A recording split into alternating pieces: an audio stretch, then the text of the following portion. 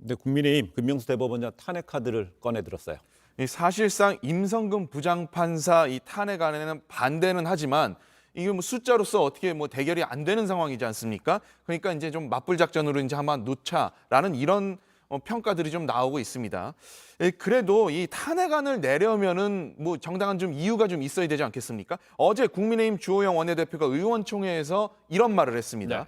이 김 대법원장은 이 사법부의 독립성과 중립성을 훼손하고 이 정권의 외풍이 법원 곳곳에 스며들도록 방치한 책임을 피할 수 없다. 뭐 이렇게 얘기를 했는데 하지만 뭐 조국 전 법무부 장관 가족 관련 뭐 법원 판결이나 뭐 이런 것들을 보면은 정말로 그런 분위기가 이제 형성이 된 건지 그건 좀 논란이 좀 되고는 있습니다.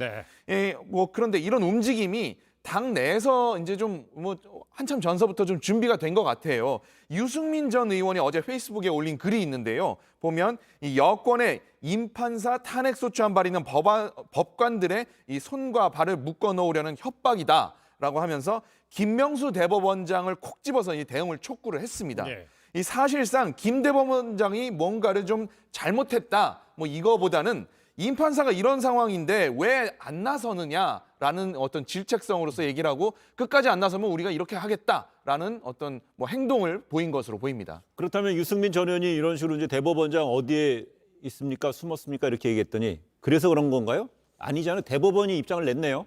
네, 그렇습니다. 네. 일단은 뭐 오늘 이 법관 탄핵은 이 국회와 헌법재판소의 권한이다라고 얘기를 하면서 대법원이 이에 대해서 입장을 밝히는 거는 적절치 않다라고 이제 선을 그었습니다. 오늘 이거를 이제 이 입장문을 국회에다가 이제 전달을 한 건데요.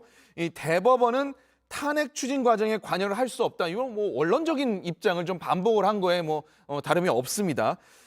입장문에 법관에 대한 탄핵 추진 논의가 진행되는 현 상황을 엄중하게 인식은 하고 있다라고 네. 이건 좀 있거든요. 뭐 하지만 뭐 이거에 대해서 어떠한 움직임, 뭐 엄중하게 생각을 해서 어떠한 움직임을 한다 이런 거는 아직 없습니다. 그렇다면 이제 국민의힘 당내에선 그러면 김명수 대법원장 탄핵 소추 추진하는 것에 대해서 전적으로 다 동의를 하느냐?